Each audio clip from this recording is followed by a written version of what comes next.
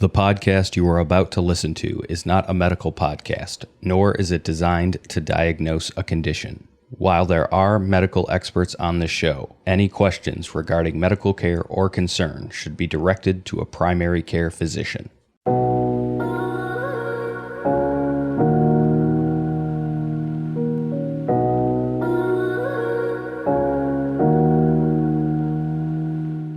Welcome to Game On Glio, the podcast providing hope, inspiration, education, and real conversations around the difficult journeys of grief and loss, and being diagnosed with brain cancer, such as glioblastoma.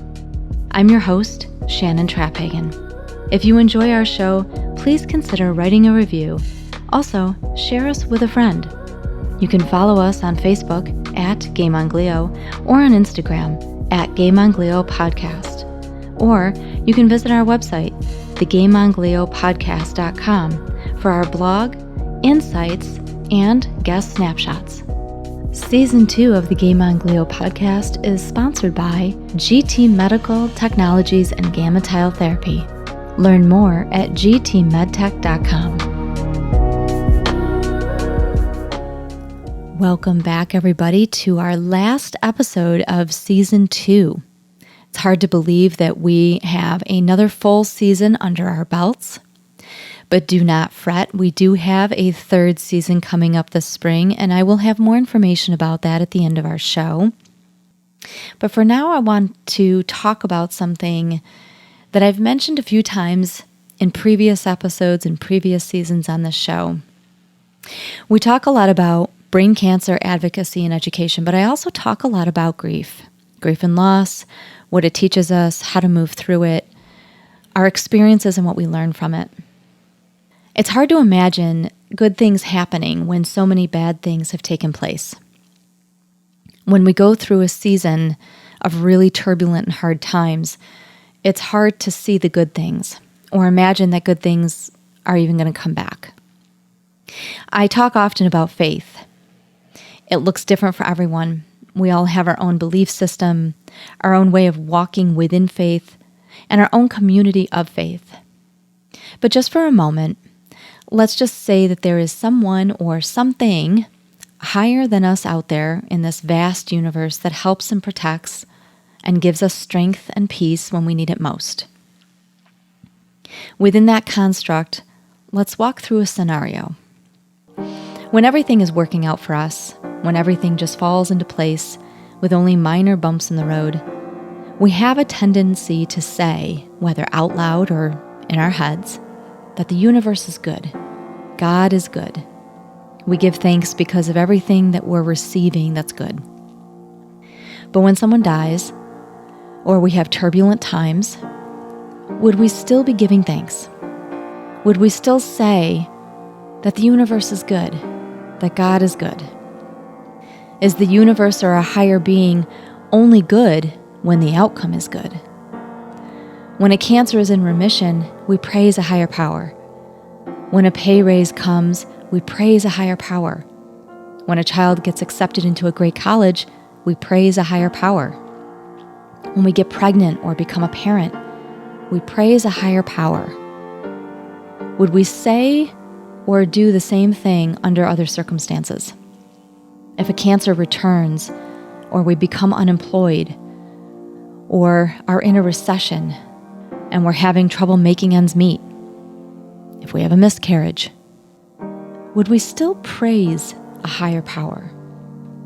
Would we still give thanks? Would we still have faith in something that we can't see? It's an intriguing question, and one that many wrestle with. I know I have in the last 2 years.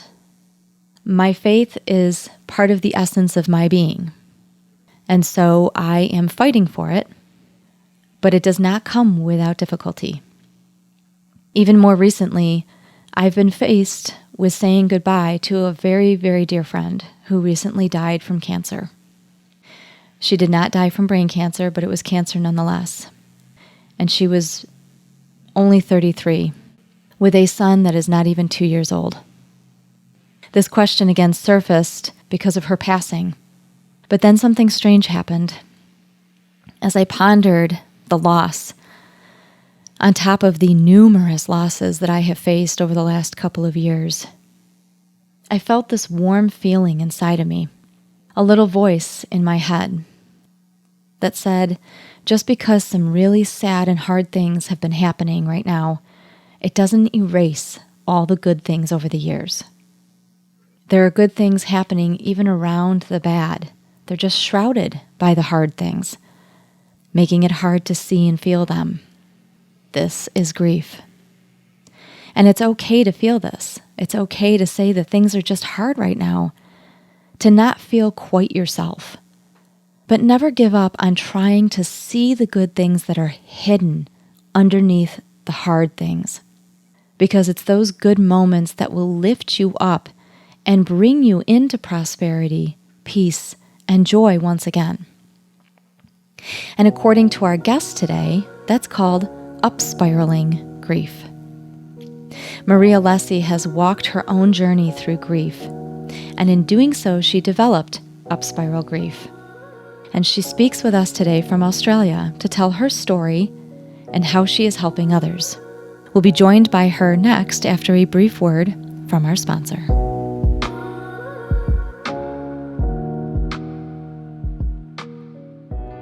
Imagine waking up from brain tumor removal surgery knowing that your radiation treatment is already underway. That's how gamma tile therapy works. At the end of brain tumor removal surgery, your neurosurgeon implants tiny gamma tiles where the tumor is most likely to return. So instead of waiting to start daily standard radiation treatments that go on for weeks, you get a head start against tumor cells and get back to your life sooner. Gamma tile therapy is for operable brain tumors of all types, including glioblastomas, brain metastases, and meningiomas. It is a one-time targeted radiation treatment with fewer side effects and far less chance of hair loss than external radiation. Gamma tile therapy is FDA-cleared radiation therapy for patients with newly diagnosed malignant brain tumors and recurrent brain tumors. Gamma tile therapy is tough on tumors and easier on patients and caregivers. Learn more at gammatile.com. Welcome back, everybody. Thank you so much for joining us. I now have a very special guest with us. Her name is Marie Alessi. Marie lost her husband and father, Rob, to their two boys in June of 2018. When her book, Loving Life After Loss, ranked in the top 100 of Australia, she realized she had something the world needed. Only months later, Marie founded a global movement to spread healing into the world of grief. Marie is a well-featured best-selling author and TEDx speaker. Marie, thank you so much for joining us today. Thank you so much for having me, Shannon. So I want to dive right in. You and I have actually spoken many times. I've been on your show, your podcast, Upspiral Grief. Yes. You and I have shared quite a bit about both of our journeys through grief and loss. And it's not every day that I get an opportunity, let's say, to speak to people who have experienced grief in the way that you have. Yeah. A lot of times, I don't want to say that a lot of the caregivers and widows that I've spoken to, people who have lost their spouses and loved ones, have had months, if not longer, kind of knowing that it was going to happen, but that wasn't the case with you. So I want to know a little bit about Rob. I want to know who he was. So tell us a little bit about your husband and how long you guys were together. How many hours have we got? I'm just kidding. Well, we can always pare this down, but I could talk about Rob forever.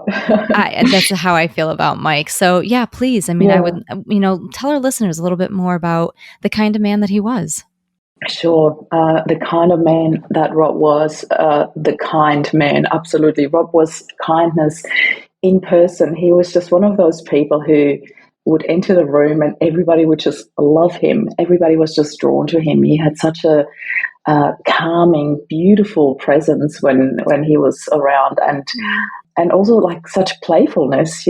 I just loved how he combined that knight in shining armor, that male protection, and at the same time, the little boy, the playfulness, the cheekiness, he had all of that, and he knew exactly when to allow what to come out, and I just loved it. He was a gentleman par excellence, and I was very, very lucky to meet him. We met rather late in life, so Rob and I were both early 30s when we met.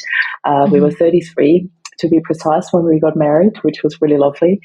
And it really didn't take long. I moved to Australia in 2004. I met him 10 months later, and another 10 months later we were married. And if anybody would have told me that before, I would have said, oh my God, no way would I marry a man that I only met 10 months prior, But when I met Rob, there was just no questions left. Yeah, I just knew. And so many people tell you that, when you know, and I never understood what that meant until I met Rob. It's funny. Hearing that reminds me of this saying that just kind of keeps ringing in my head right now. Yeah. There's this quote. It basically says sometimes you could know somebody for 7 years and not really know them. And sometimes it only takes 7 days to realize that this is the one, to have that connection. So there are times in life where you meet people and you've known them for 7 years and there's nothing really there. It's just somebody that you know. And sometimes you meet somebody and within 7 days, you just know that this is your connected partner. This is somebody that you are meant to be with. And that just for some reason is showing up for me right now. I love that you say that. I think for us it took 7 weeks. And I'm saying that because before Rob, I had a lot of unhealthy relationships in terms of there was a lot of fireworks and then a lot of ashes. And with Rob, there was this little flame when I first met him, and it started shining brighter and growing into this really beautiful roaring fire over the years. And I often say I never stopped falling in love with Rob. It just got more and more by the moment I knew him and into all the years of marriage that we had. And I felt very blessed to have that because it was a very different kind of relationship for me. It took me a little while at the beginning, but as soon as I knew, there was just no going back. And Rob proposed to me 5 months into knowing me, so it was incredible. Wow, so he felt the same way. I mean, he just knew this is the one. Yeah, absolutely. And he told me that later. We talked about marriage one day, and that was, I don't think we were even going out at that stage, and I can't even remember how the topic came up. But he said he was hook, line and sinker when I talked to him about my dream wedding being a barefoot wedding at the beach. And he was like, he always told his friends that he would only marry if he finds that girl that wants a barefoot wedding at the beach. And he just couldn't believe it. He was so gobsmacked that he didn't dare to say a word because he was like, she's the one. Oh my gosh. That is, it's kismet. I mean, it's just, it's a beautiful story. And you guys have 2 wonderful sons. How old are they now? Yes, #made with love. Yes, absolutely. So Flynn is turning 15 in January and Jed will be 13 in January. So, yeah. Oh, they're both 2 January babies. Oh, geez. Yes. And so now we're going to get into a bit of a harder turn here, a hard left, but absolutely. I'm ready.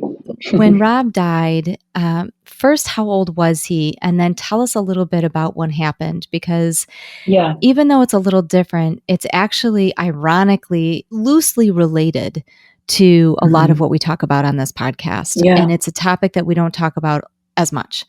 But tell us a little bit about what happened and how you found out. Yeah. So Rob was 45. He was in the prime of his life and, he was super fit, healthy. Rob was a surfer. He loved life and loved spending a lot of time at the beach and anything water related. He was a typical Aquarius. And weirdly enough, he always said, if I ever go, I want to die in the water. That's how much he loved the ocean. Wow. And I later on said, it's quite ironic because Rob passed away in the shower.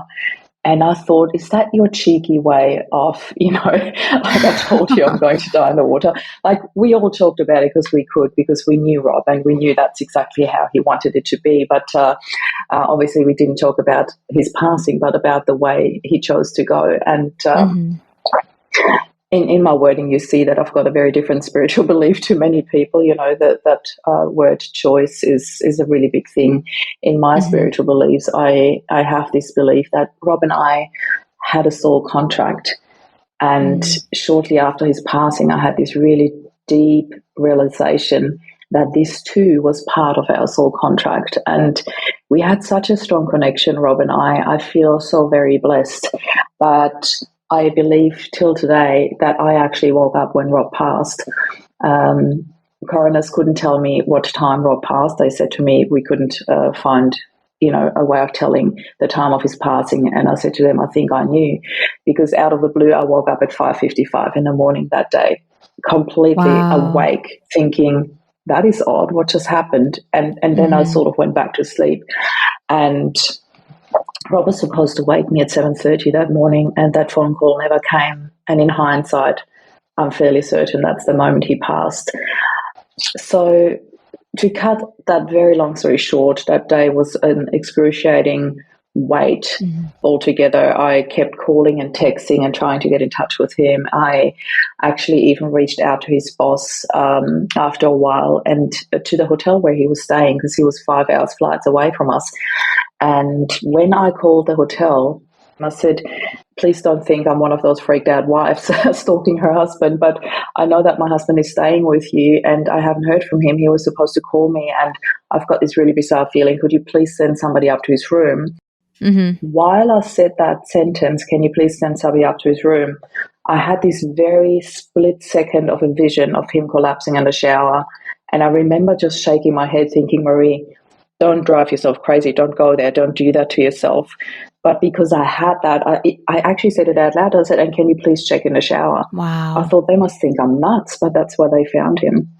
So he died suddenly. I mean, yes, he had a brain aneurysm. It was literally unplugged and gone, Wow. And so within less than 24 hours, you had to digest the fact that this all just happened. Yeah. I feel that I had literally a few split seconds to digest that, in such that I was upstairs when I received that phone call from the coroner's office, and I'm really grateful that they more or less broke the rules, because the rules are that you have to send police to the house to share the news. And because I live in a small country town where we don't have a manned police station and they couldn't get hold of anyone, and they saw that I kept ringing and ringing and ringing, they were already there, at the scene basically. And he said, look, I'm a father of 2 boys. I couldn't even imagine what you must be going through trying to ring him. So I just made an executive decision to ring you and tell you over the phone. And I said to him, I can't even begin to tell you how grateful I am that you made that decision, because I couldn't think of anything worse than my boys sitting in a living room and police knocking on the door and them being the ones to tell them.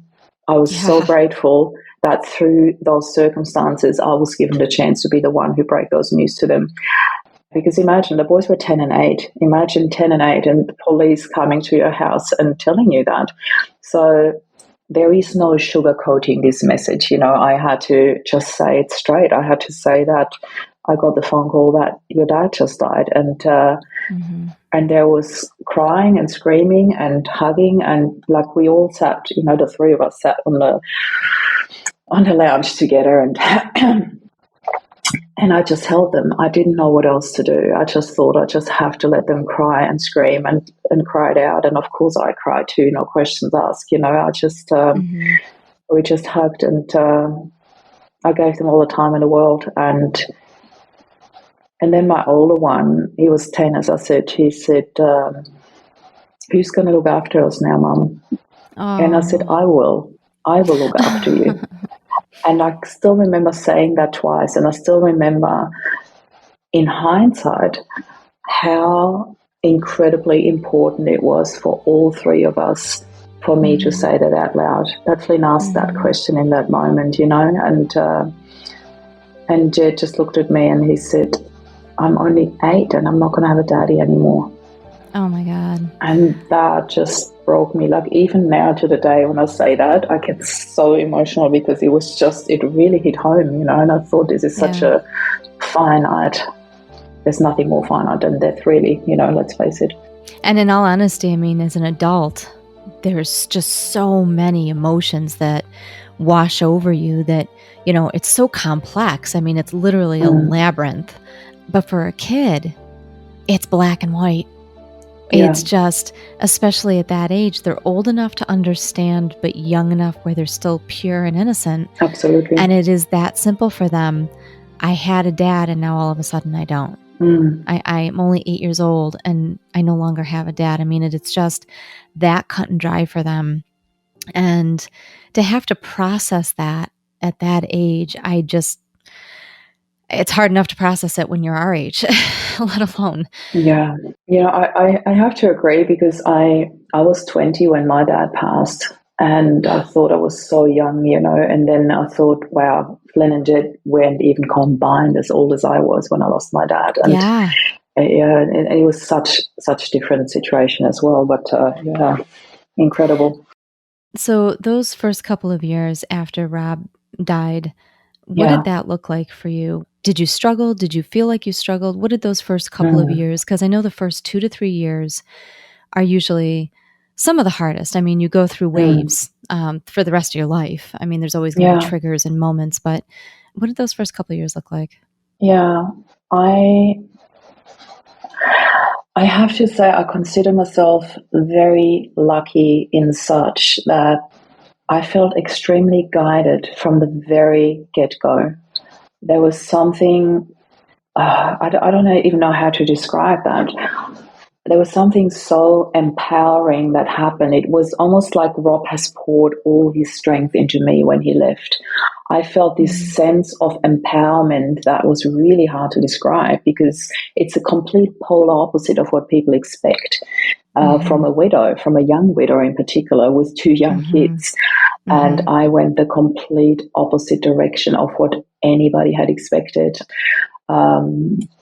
I had a nervous breakdown about 3 weeks after Rob died. It was the week after the funeral, when all that pressure subsided, when all that action, there were so many things that needed to be done, and paperwork, and making sure that his body was repatriated to Sydney so we could have the funeral. And there was so much going on. I didn't even have the time to really think or feel in particular. And yet grief can be so overwhelming. I still remember the very first night after I went and saw his family, because obviously I wanted to tell them in person. And we spent the night there at Rob's family. His brother was kind enough to give us his room. So we had the big bed, and I was laying in the bed with Flynn and Jet by my side, and I was holding them both to my left and right.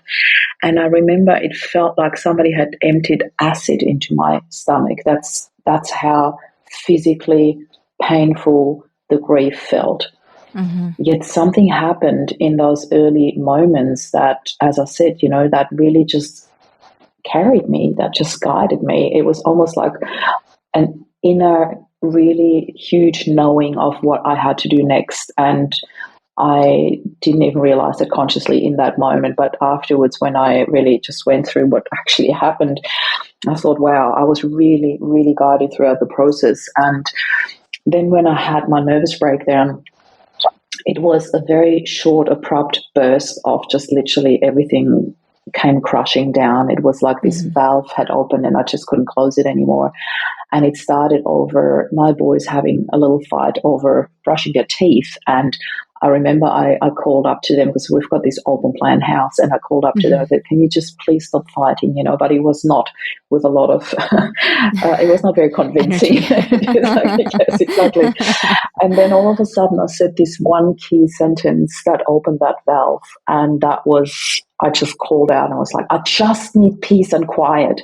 And I remember when that came out with such vehemence, I just felt a relief that did something to me. I just clicked, I just said that sentence over and over and over again. And I started screaming it until I was screaming it on top of the lungs. And then I just found myself on the kitchen floor. I can't even remember falling. I just found myself on the kitchen floor and I was whacking the kitchen cupboards and I just screamed. Pitch, tone, I just screamed. It was just such a primal scream of relief. And I also remember it was such an out-of-body experience. It was almost like I was watching myself, but I couldn't stop myself.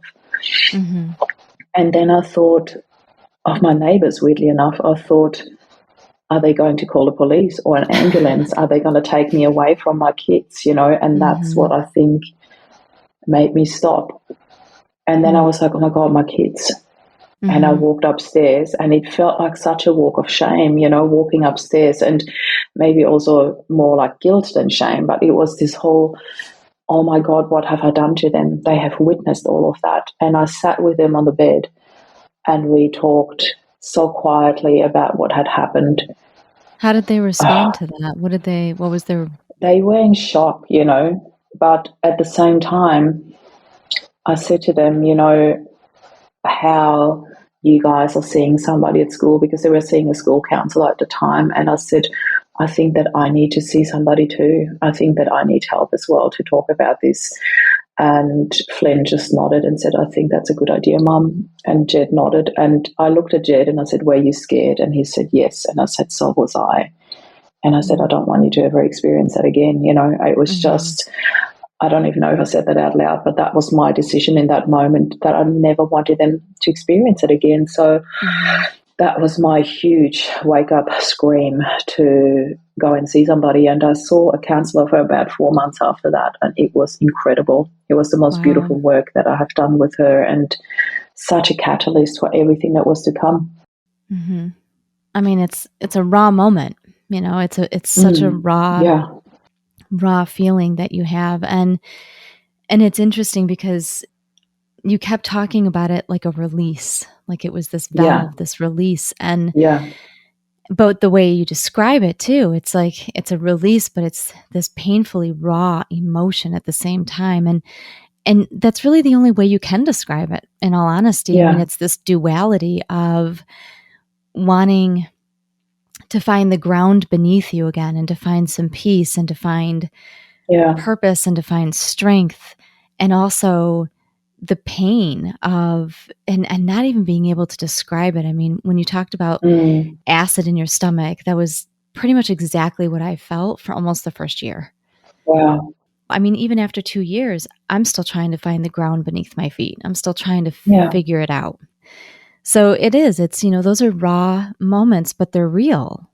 And this is the reality of what you walk through when you lose somebody that you love so tremendously. Yeah. Especially when it's so sudden. Yeah, absolutely. But through that, you and your kids have found some healing, and you found some purpose. Yeah. So I know that you ended up writing a book about your and Rob's story, about your love. And so tell us a little bit about that process, and how did it help you in your healing? Wow, so much in all of this. So I believe the seed was planted actually in those counseling sessions that I had with Emily. Emily was such a beautiful, calm personality. You know, she's a positive psychologist, and I worked with her through that. And I remember her asking me what grief meant to me, and to my surprise, the word empowerment came up. That's when I first had this realization. That's when I first consciously realized what that actually meant for me. And it was quite surprising that empowerment was the first word that came up. And I remember looking at her saying, I think I need to write a book about this. And she said, I think that would be a great idea.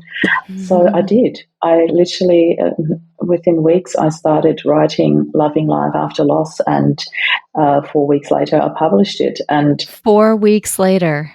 Yeah, it was such a state of flow how that book came out. And you'll see, like, for those who read it, it's a very, very conversational style. It's like me sitting here right now telling you my story. That's exactly how I wrote the book, you know. And it's all about how Rob and I met, how we fell in love, how we had our dream barefoot wedding at the beach and the 2 boys, and then how he passed and how I dealt with it. And I wrote it for quite a few reasons, actually. First of all, I thought it would be beautiful for the boys to read it one day when they're old enough. And I also wanted to leave a love legacy for Rob. And I thought, if with that, even only give a couple of people a different way how you can look at things, how you can deal with this, then my work here is done. What I didn't expect was that the book not only became an Amazon #1 bestseller, but it ranked in the top 100 of Australia. And I was absolutely blown away when I saw my name on number 61 on the top 100 list. And I was like, far out, how did this happen? This is incredible, And I had planned, so that was already planned before the book. So I took the boys traveling around the world for 2 months. Wow. And when I was in Vienna, where I'm originally from, I had this moment of reminiscing, to go through all this, wow, how far we have come, like in just those 6-7 months since Rob's passing. And all of a sudden I had this is so much more than just a book moment. I knew I had to turn this into something bigger. And that's where that was the birth of the movement, Loving Life After Loss. I took the same title because I thought it was so perfect and so self-explaining, and turned it into a movement. So when I came back from our trip around the world, I opened the doors to the movement first as a Facebook group, and then I started creating healing journeys and programs and retreats, and started to put my coaching experience, because I'm actually a trained coach. I'm trained in timeline therapy and NLP and all these beautiful things, but the biggest trainer really is life itself. Your life experience is really your biggest trainer. You can do as many training courses as you like, but the life experience is really what makes it so unique and special, the way you work with people. And my approach to all of that was to find happiness in grief. Because one of the most beautiful gifts, and I often talk about the hidden gifts in adversity, and they're always there. It just depends on whether we allow themselves to come or not, And one of the gifts that I found was that Rob and I had a couple of moments in our marriage where we were given a chance to actually have this conversation, the what if, what if something was to ever to happen to us? And they always ended in something like, I would want you to take the boys and create the happiest life possible. He said that. We both said that to each other because, at that stage, nobody knew that this was actually more than just theory. This was about to happen. And for me, it is just so love is simple. Love just wants you to be happy. And that's what we wanted for each other. And we actually talk about that, despite the fact that one day something might happen to either of us, we would want the other person to be happy, to find love and happiness again in life. And I'm not just talking so much about another life partner. I'm talking love in general, just to find love and happiness in your life and continue what our life was all about. And our life together was always about love and connection. So we wanted the other person to continue that if something was to ever happen to either of us. And when it happened, and it wasn't just theory anymore, this actually became my North Star. That became my lighthouse. That became my sole direction for me and the boys, that I knew that's where I had to go. I had no idea how, but I knew that was our direction. It's extremely powerful. And I'm thinking about a lot of our listeners who may not know how to find that North Star for themselves.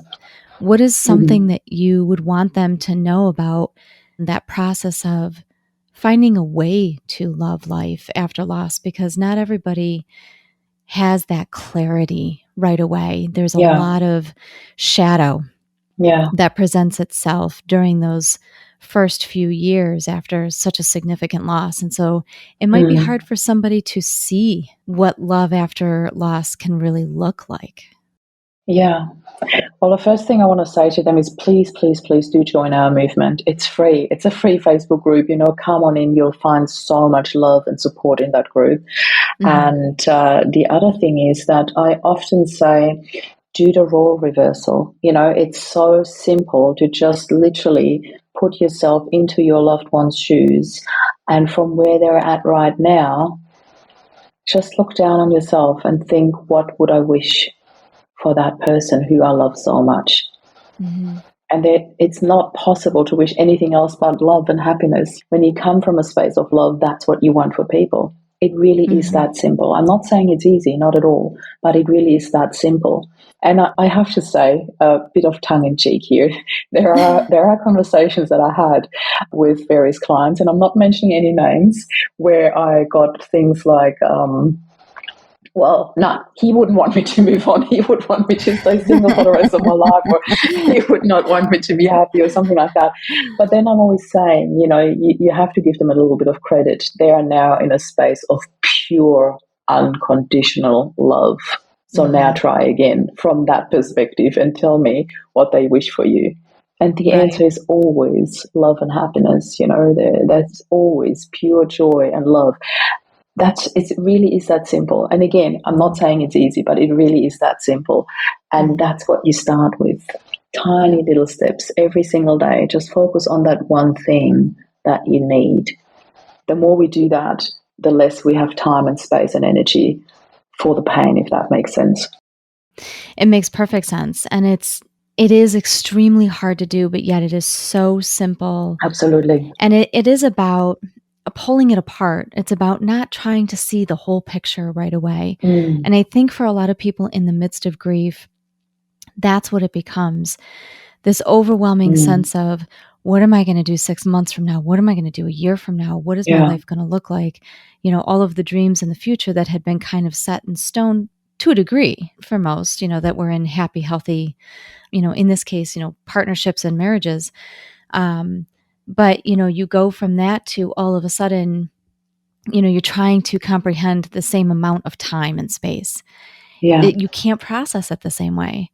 And so it becomes really pulling it apart and saying, okay, what do I need to do for the next week? What do I need to do for the next month? Even just start with the next minute, And then, and especially in those first few months. I mean, I remember, and I still go to counseling to this day. Yeah. And I remember those first 6, 7, 8 months, 9 months, I couldn't go beyond the day. It was, if I can get through today, then I was successful. If I can get out of bed, take a shower, do some work. And for me, it wasn't even getting out of bed. For me, it was getting out of the, because I slept on the couch for the first year. I couldn't even go upstairs. Yeah. And so, it really is. I mean, sometimes it comes down to the minute, it's about, getting through the next few hours. And then that is all of a sudden becomes the next day and then the next week. And, can I feasibly see to the end of the month? And I think a lot of finding love in that space, whatever that space looks like, really does come down to those seconds, those minutes, those hours, those weeks. It's about being present in where you are now instead of this mindset that all of us have always had where, you get married and you have kids and, you don't have to, you just, your life is just kind of set. Like it just kind of, whatever comes up, but you don't really think about things. And I think between death and honestly, the pandemic, many of us have had to really say, oh, okay, life is more precious than we realize. Let's sprinkle a little bit of flexibility on top. Yes. And so through the course of this profound movement that you've started, which is beautiful, and I am part of the Facebook group, and I have to say for all of you who are listening, if you are walking this journey, it's a beautiful group, and the people in it are wonderful, and a lot of people are very open, and they share their stories, and within that, you also started what's called Upspiral Grief. And the title is just so appropriate because it's very you. It's very much what you're about. And I've gotten to know Marie well enough to be able to say that, this is very much just her mindset. And something I envy because I'm still working on trying to upspiral my grief. But it is a very empowering title. So tell us a little bit about what that means to you. What is that? Yeah, thank you so much. It really honors me when you say that, especially coming from you. It really is such a beautiful honor to hear that. And also, I just want to quickly, before I go and answer this question, I just want to say thank you for saying that about my movement, because I really I really love that our movement has become a place of love and support, because unfortunately a lot of grief groups focus on the death, the dying, the sadness, the depth of it, the pain, the hurt. And very often with that focus, we keep each other stuck in that space.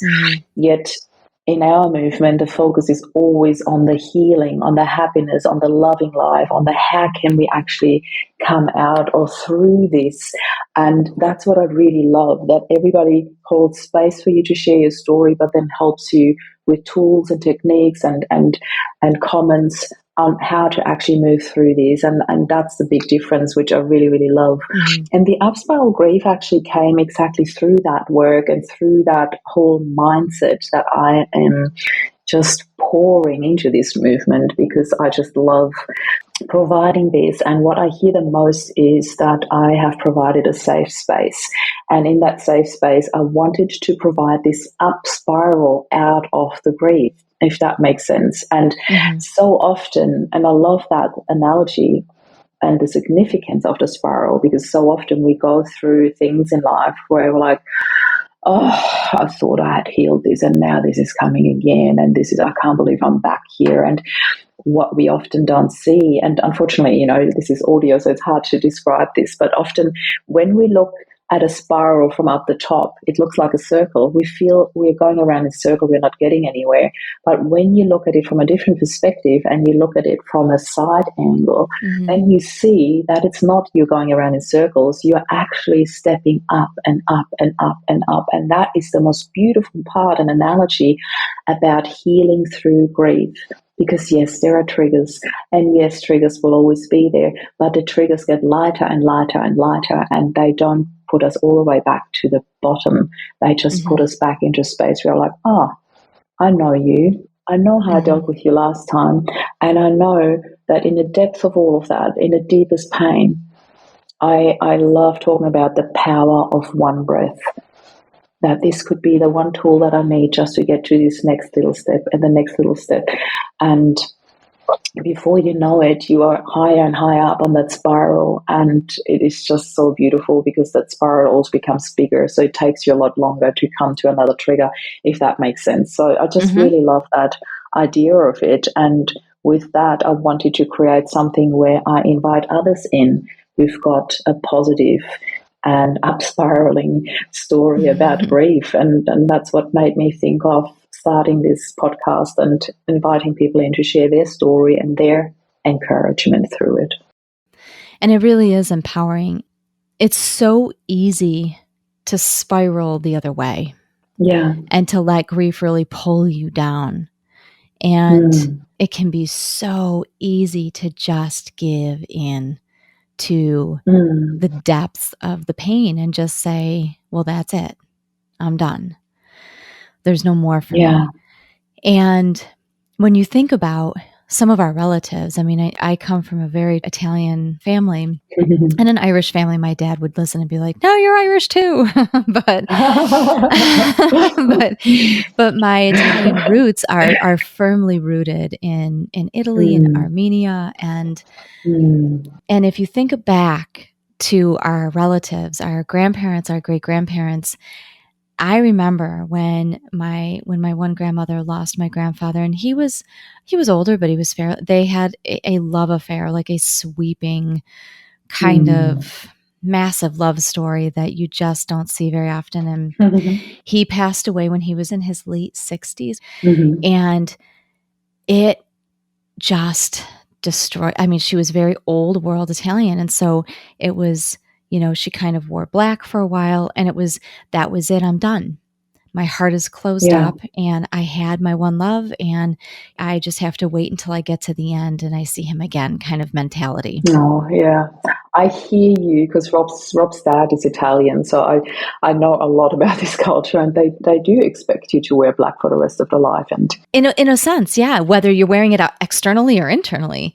But it's so, the way grief evolves, especially the younger you are, there is so much more life yet to be had. And there can be so much guilt associated with trying to live that life in absence of But when you think of upspiraling that grief and what it shows you along your journey, you almost feel this flicker of light, this energy kind of in the depths of your soul that really does ignite wanting to figure out what that means for you. And so it's a very empowering phrase. And it's something that, your guests have been, their stories are just absolutely amazing. Thank you. Yeah, it really is so fulfilling to do these interviews. It's beautiful.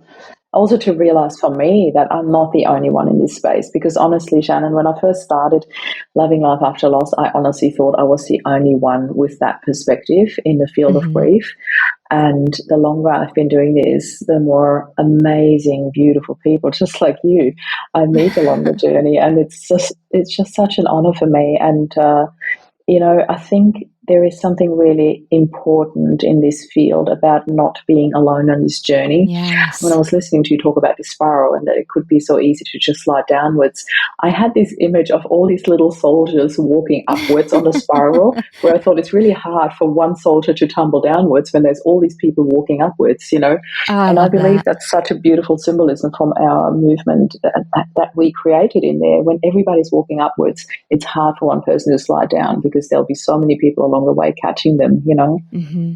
And that's what this is, isn't it? I mean, it's why I do the podcast. It's why you do the movement and the podcast and the work that you do. It's, the reason we do this is so that other people realize, and whether it's the mentality of loving life during a loss or in the midst of grief, or, I remember Mike first died, I was 43, and I really felt siloed. I felt like, how is anybody even going to be able to comprehend what I'm walking through right now? There's nobody there. Yeah. And once I started the podcast, man, those doors just opened wide. Yeah. And I hear stories isn't it? all the time from widowers and widows and young individuals, really young, younger than me, that have lost their spouse and are single parents and you just feel so empowered to keep going, because you're like, okay, they know they're not alone anymore. I know I'm not alone anymore. We're building this community, and you start to realize that it really is bigger than what you thought it was. And it creates a movement. And I like the soldier analogy. I think that's perfect. Because I can totally picture it in my head. I'm like, that's really what it feels like. There's no way you're going to fall. Yeah, exactly. So now, in all of these people that you talk to so many different walks of life and so many different people from different backgrounds and cultures, and that share so many unique stories about what they've gone through. What's one of the biggest takeaways you get from your conversations with people? I think it's just so often, like, the longer I work in this space, the more I realize that when you look at grief, for most people, and I would actually dare to say for everyone, it is this huge, huge thing that feels insurmountable at first. And when I do what I do best, which is holding space and shifting perspective for people and giving them, a bit of a pathway and guidance to finding their hidden gifts in adversity, I'm still so blown away by how one tiny little shift can make such a huge difference in their lives. As in, I want to share one quick example actually that happened at our last retreat, where a lady said to me, I'm still angry at my husband for leaving me. And I let her share her story and I held space for her. And then at the end I asked her, because usually I ask, said, do you mind if I offer you a reframe? And she said, no, of course not. And I said, your husband didn't leave you, he died. And she just looked at me and I said, the outcome is the same. He has passed. There's nothing we can do about that. But my husband left me has got an intention behind it that was not present. It was not his intention to leave you. He died. And then later on we did my favorite exercise. It's a very, very confronting exercise. It's a fire ceremony that I do with people, and it's around the topic of letting go.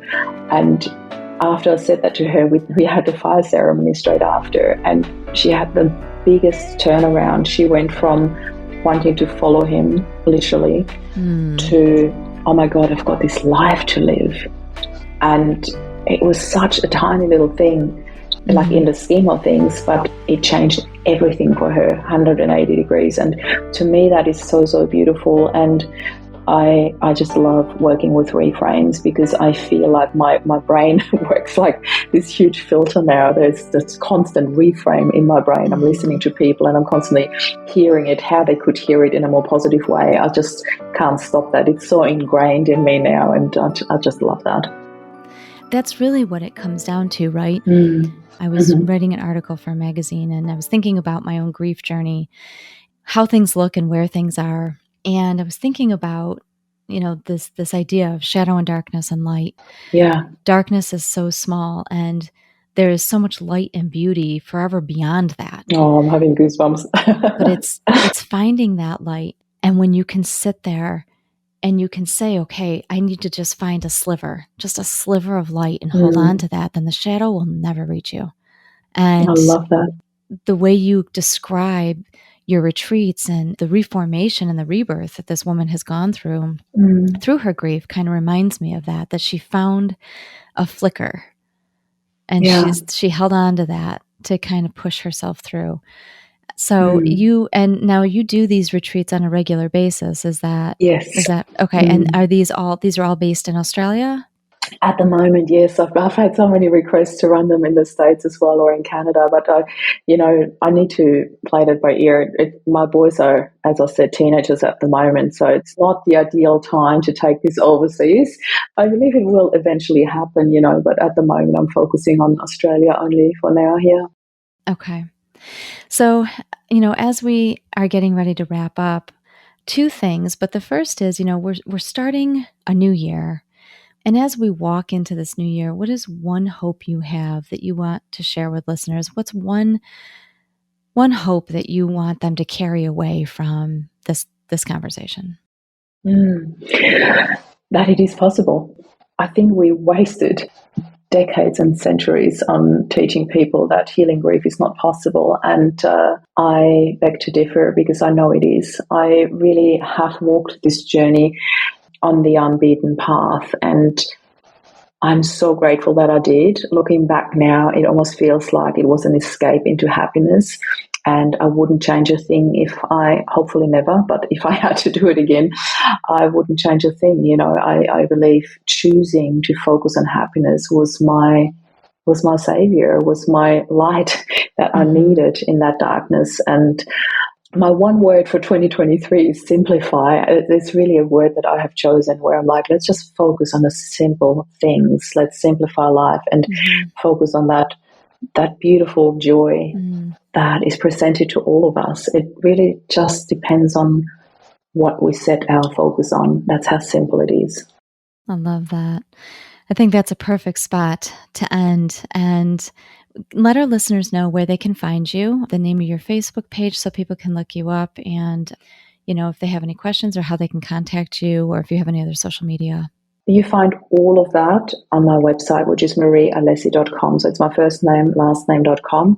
The movement is called Loving Love After Loss. So even if you look at lovingloveafterloss.com, it will be redirected to the same website, and you'll also find me on Facebook as a group under that name, Loving Love After Loss. So either my first name, last name, or the name of our movement, you'll find me all over the place.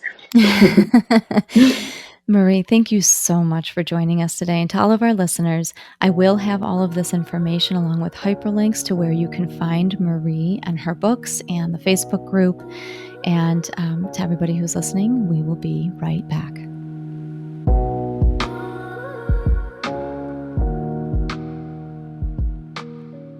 Thank you all so much for joining us for this last episode of Season 2 of the Game On Glio podcast.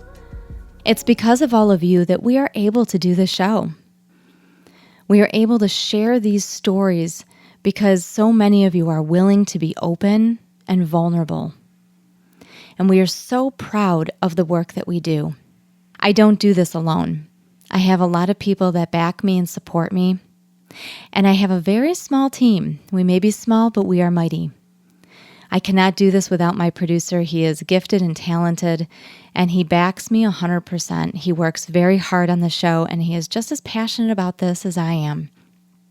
Together, we are able to make this come to life, and I am so grateful to him, as well as my PR person, my web designer, and others who continue to support us.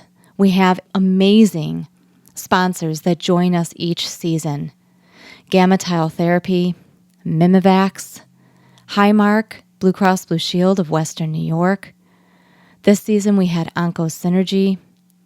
I am so grateful to all of those who rally around the work that we do at the Game On Glio podcast. The stories that we tell, whether it's grief and loss, brain cancer related, caregiver journeys, or vulnerable patient stories, we wouldn't be able to do this without all of you who support us. I am excited to say that we do have a season 3, and it is a jam-packed season 3, and I cannot wait for you all to start listening. We will officially kick off season 3 this spring of 2023.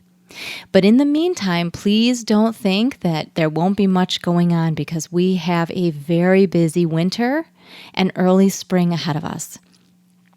My producer and I are putting together some very unique, different aspects and elements of our podcast being told in documentary style form.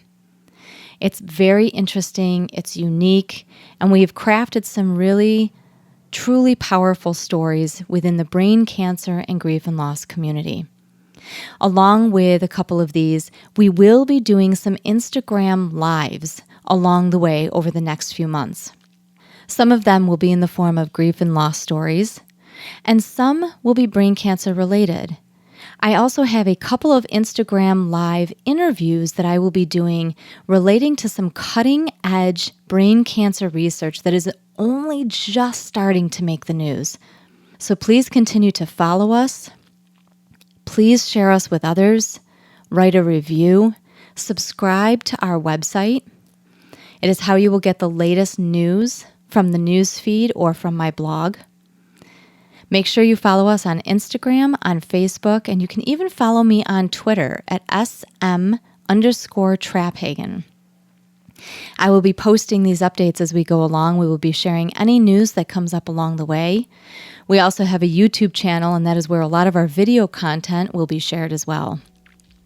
So stick with us over the next few months, and make sure you stay tuned, because season 3 is only a couple of months away. Can't believe I'm saying that already, but we are so proud to be sharing a season 3. We are not planning on stopping anytime soon. This is powerful work that we are doing, and these are powerful stories that we are telling. And in doing so, we are changing the game in brain cancer, specifically in glioblastoma, and we are changing the conversation around grief and loss. Together we can do this. It's why the name of this show is called Game On Glio.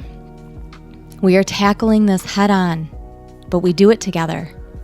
And I am so proud of that, and I am so proud of all we have accomplished and all that we are continuing to do. We will have fundraiser information as we go along through season 3. So like I said, stay tuned, because we have a ton of stuff coming up both during the off season and when the new season kicks off. Thank you so much for staying with us again for season 2.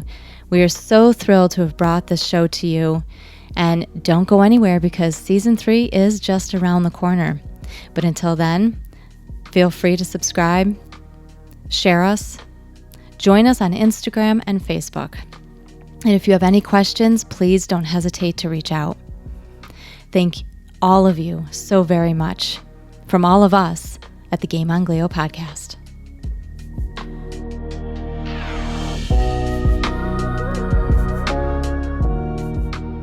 Season 2 of the Game On Glio Podcast is sponsored by GT Medical Technologies and Gamma Tile Therapy. Learn more at gtmedtech.com.